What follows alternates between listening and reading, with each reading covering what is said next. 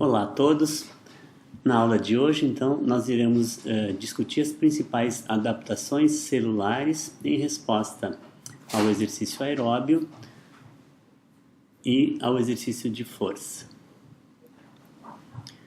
Antes de iniciar a aula, eu gostaria de definir alguns termos com vocês com relação a aspectos importantes que serão comentados e discutidos no decorrer dessa aula.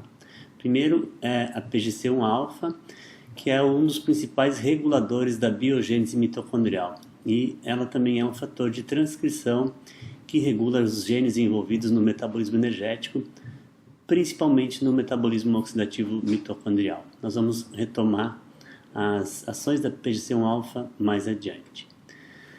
Outro aspecto e termo importante a ser definido é o que nós chamamos de biogênese mitocondrial, que tem relação com o aumento do número, do tamanho e também da atividade de todas as enzimas mitocondriais relacionadas com o metabolismo oxidativo, com a produção de adenosina trifosfato de forma oxidativa. A via da AKT, ou também conhecida como proteína quinase B, também é um aspecto importante e a AKT funciona então como um ativador do metabolismo celular e ela é fundamental para a sobrevivência e principalmente para o crescimento celular como um todo durante o desenvolvimento celular. A via da AMP-K, que é uma proteína quinase ativada por AMP, ela tem como principal papel funcionar como um regulador da homeostase energética da célula e ela está associada com a captação e com a oxidação de glicose, principalmente, e também de ácidos graxos livres que são utilizados como substratos para o metabolismo celular. A via da mTOR, que também é um regulador importante do metabolismo celular e tem como principal função a ativação de fatores de crescimento como insulina, fatores de crescimento associados à insulina, tanto fator 1 quanto fator 2, e também a função dos aminoácidos que fazem parte então do processo de síntese proteica do meio intracelular.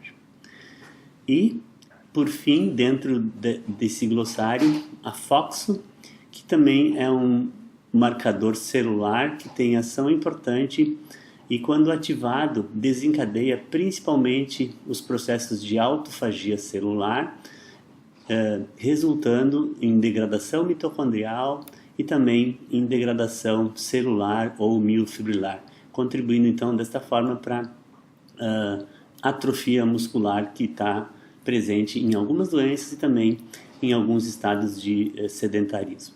Então, a partir da definição dessas siglas e deste glossário, nós vamos então agora comentar basicamente sobre os principais efeitos do exercício aeróbio, sobre os diferentes sistemas em que ele atua. Então aqui nós temos demonstrado nessa figura os 4 principais sistemas que são modificados ou que são afetados pela atividade aeróbia. O primeiro deles, então, é o sistema ventilatório ou sistema respiratório. Nós podemos citar que durante o exercício aeróbio nós temos aumento da ventilação minuto, por aumento da frequência respiratória e também por aumento do volume de ar corrente. Nós temos aumento da relação entre perfusão e ventilação alveolar, e isso então tem como resposta uma melhora na captação de oxigênio e também melhora na eliminação do CO2, que são aspectos fundamentais para a resposta ao exercício. Nós temos uma melhora na difusão do oxigênio, ou na capacidade de difusão do oxigênio, que precisa ser melhor difundido para ser transportado para o músculo que está utilizando o oxigênio no metabolismo oxidativo, no metabolismo aeróbio. Nós temos uma melhora da hemoglobina, né, no transporte do oxigênio, então há um aumento na capacidade da hemoglobina de transportar oxigênio e de liberar esse oxigênio para a musculatura periférica que está precisando de quantidades aumentadas de oxigênio em função do aumento do metabolismo por causa do exercício. E nós temos então alterações na saturação arterial do oxigênio durante a atividade física, durante o exercício aeróbio. Outro sistema que comumente apresenta adaptações durante o exercício aeróbio é o sistema cardíaco. Com relação ao débito cardíaco, por exemplo, nós temos um aumento da frequência cardíaca durante o treino aeróbio e um aumento da fração de ejeção. E isso resulta como um aumento do débito cardíaco para melhorar a perfusão do músculo periférico que está com sua taxa metabólica aumentada. Nós vamos rediscutir isso mais profundamente na aula sobre adaptações cardiovasculares em resposta ao exercício físico. A pressão arterial também é afetada ou é modificada em resposta à atividade física, então o efeito agudo do exercício físico é o aumento da pressão sistólica, principalmente, enquanto que a pressão diastólica se mantém em níveis mais ou menos constantes, mas a pressão sistólica aumenta por causa da sobrecarga, né, de trabalho para o coração. E, juntamente com isso, nós temos então uma melhora na capacidade do sangue de transportar oxigênio ligado à hemoglobina. Então essas são as principais alterações centrais do sistema cardiovascular em resposta ao exercício aeróbio. Na periferia, no músculo que está sendo ativado durante o exercício aeróbio, nós temos então a ativação de enzimas oxidativas,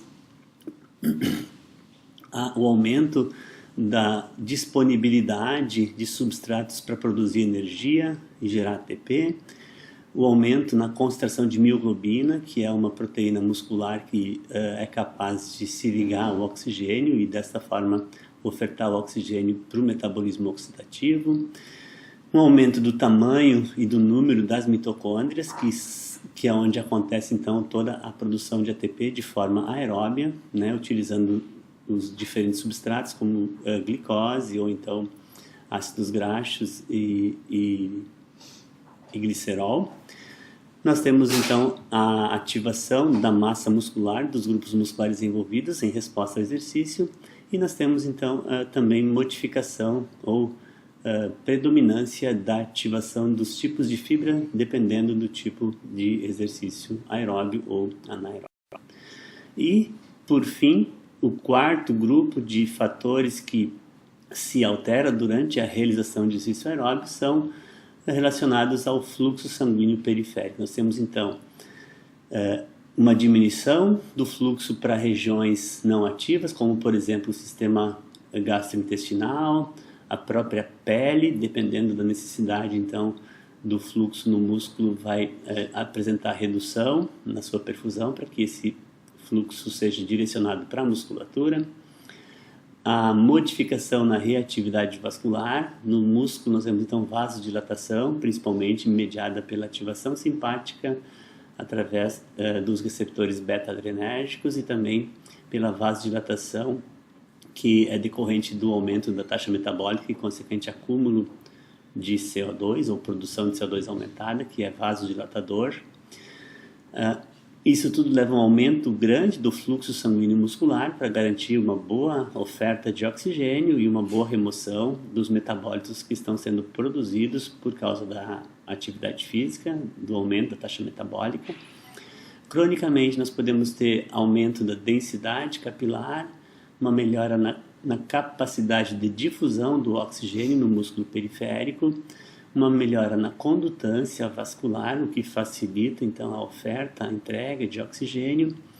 Em função da ativação de enzimas oxidativas, nós temos uma melhora na extração do oxigênio que está passando pelo músculo que foi treinado ou que está sendo submetido ao exercício, uma diminuição da afinidade da hemoglobina pelo oxigênio, do oxigênio pela hemoglobina, que facilita então a liberação de oxigênio na periferia, e uma melhora na complacência venosa e também na reatividade venosa, que modifica principalmente o retorno venoso. Então essas são as principais alterações envolvendo os 4 grandes grupos de fatores que respondem ao exercício aeróbio.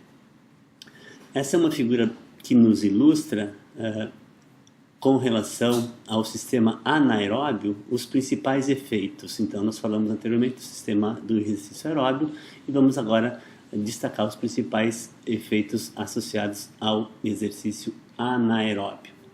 Então, dentro do exercício anaeróbio, nós temos a modificação de vários fatores também que são responsáveis pela melhora da função anaeróbia muscular. Então, primeiramente, nós podemos ter aumento dos substratos anaeróbios, como o conteúdo de glicogênio, que é importante, para que a célula possa ter substrato para poder realizar a glicólise anaeróbia. Então, o músculo aumenta a disponibilidade do glicogênio para garantir a utilização desse substrato durante o exercício anaeróbio.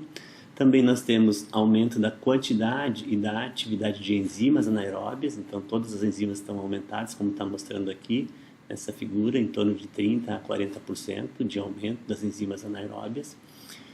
E nós temos o aumento da capacidade de gerar e tolerar altos níveis de lactato em função do condicionamento do músculo pelo estímulo anaeróbio.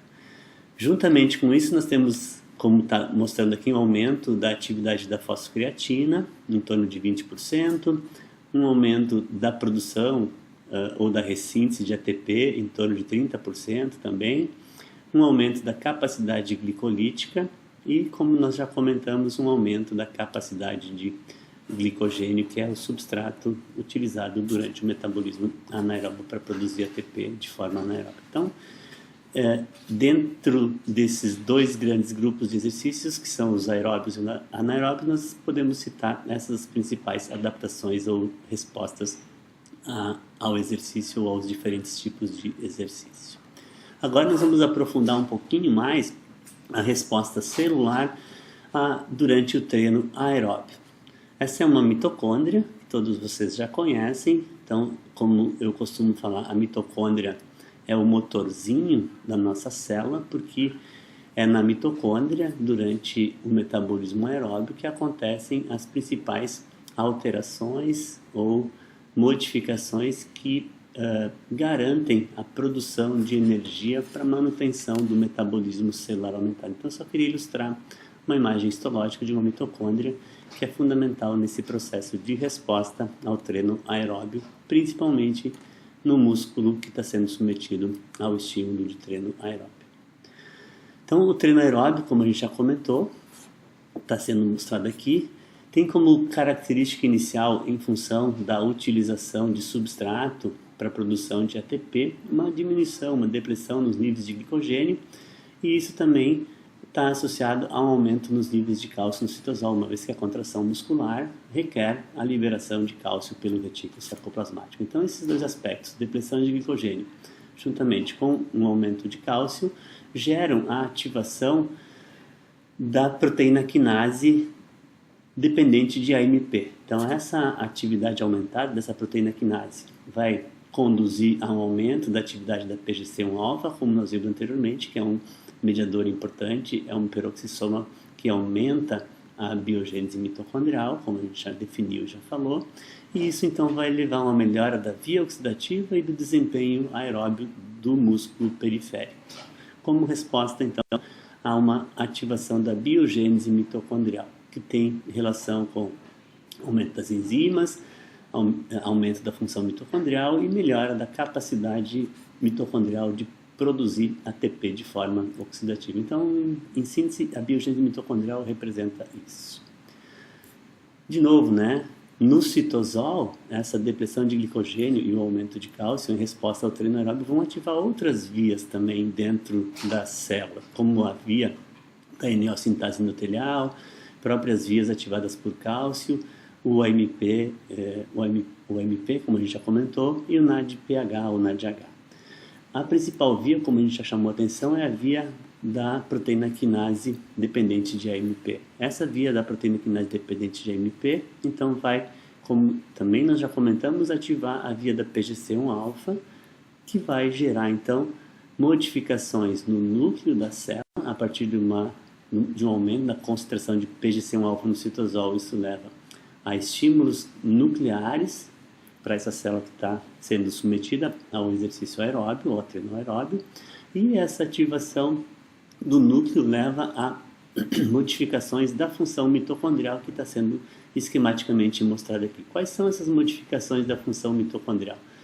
Principalmente aumento da cadeia transportadora de elétrons de elétrons, desculpem, mostrando aqui os diferentes citocromos ativados, né, que são importantes para a produção ou para o aumento da produção de ATP dentro da mitocôndria a partir do metabolismo aeróbio.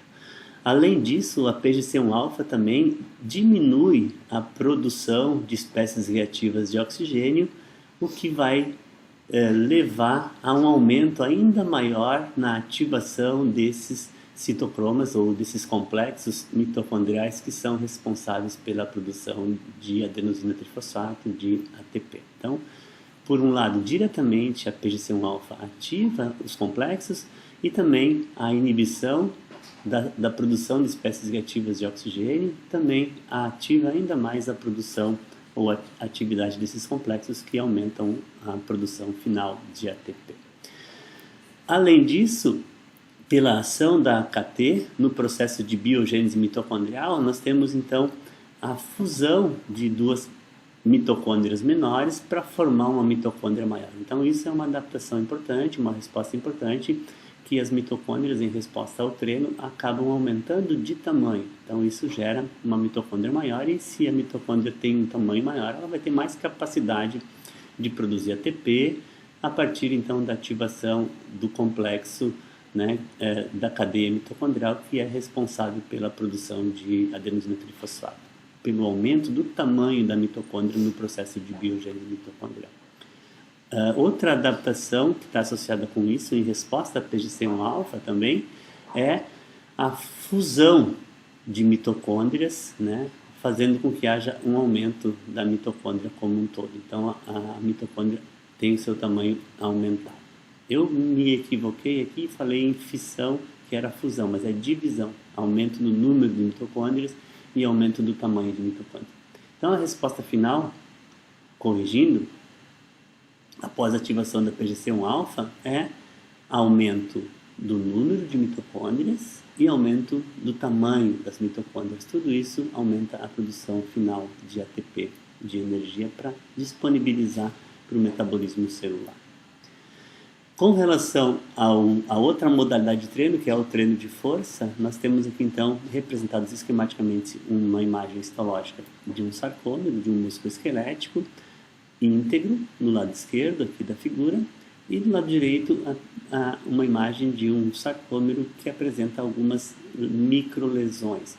Essas microlesões são produzidas geralmente durante o processo de contração muscular, principalmente no processo de contração excêntrica, que é um aumento da força ou manutenção da força de contração com um alongamento do músculo. Então, esse processo acontece ativamente durante o treino de força no sarcômero. A lesão ou as microlesões dos sarcômeros são um importante aspecto que vai aumentar a resposta inflamatória e isso gera então uma reação inflamatória local que vai ser responsável pelo aumento do tamanho do músculo ou pela hipertrofia. Então essas microlesões são importantes para que a gente possa ganhar hipertrofia em resposta ao treino de força no músculo esquelético. Então, como disse, o treino de força gera esse estímulo. As vias que são ativadas no treino de força são diferentes das vias que são ativadas no treino aeróbio. Então, aqui nós temos, principalmente no treino de força, a ativação da via da mTOR, que a gente já comentou que é um marcador celular importante para síntese proteica, para aumentar a síntese proteica. Então, a partir do aumento da mTOR, aumenta a síntese proteica e isso leva ao aumento do tamanho da célula no processo de hipertrofia, que é uma das principais adaptações musculares em resposta ao treino de força. Em função dessas microlesões, então, nós temos o ganho de massa muscular, o ganho de hipertrofia muscular. Indo um pouco mais a fundo na ativação da via intracelular em resposta ao treino de força, então aqui está mostrando que o exercício, né, quando estimula mecanicamente a membrana celular, ele é capaz de ativar fatores de crescimento que estão associados à insulina, por exemplo. Também ele é capaz de ativar a internalização de aminoácidos do meio extracelular, do meio intracelular, através da ativação de proteínas que são transportadoras de aminoácidos do extracelular para o intracelular e também modificar a composição iônica do citoplasma da célula. Então isso tudo associado com a ativação da AKT, que é uma proteína quinase que está associada com a aumento da atividade da mTOR. Então isso tudo leva a uma síntese proteica aumentada e fatores de transdução nucleares aumentando então a síntese proteica, resultando em hipertrofia muscular pela ativação da via da AKT e consequente a via da mTOR também. Isso então é a principal adaptação celular associada com hipertrofia em resposta ao treino de força. Além disso, a AKT tem como resposta inibir uma outra via intracelular chamada de FOXO, que é associada com degradação de proteína e com morte celular. Então, quando essa via é ativada, nós temos autofagia e nós temos destruição proteica, nós temos proteólise. Com o treino de força, nós temos ativação da via da AKT e da mTOR, como nós comentamos, e uma resposta adicional é a inibição da FOX. Então, nós temos, além de aumento na síntese proteica ativado por essa via, menor destruição das proteínas pela inibição da FOX. Então, isso tudo culmina numa resposta de aumento da massa muscular e hipertrofia durante o treino de força. Em suma, interagindo, a interação entre o treino aeróbio e o treino de força mostra então aqui do lado esquerdo de vocês a ativação da via da PGC1-alfa, que está associada com a biogênese mitocondrial, como nós já comentamos bastante anteriormente, e isso resulta em modificações celulares que vão melhorar o metabolismo e a produção de ATP a partir do metabolismo oxidativo. E do lado direito nós temos então a ativação do treino de força através de fatores de crescimento, principalmente da via da AKT, a ativação da mTOR e a síntese proteica, que é associada com a hipertrofia e com o crescimento da célula.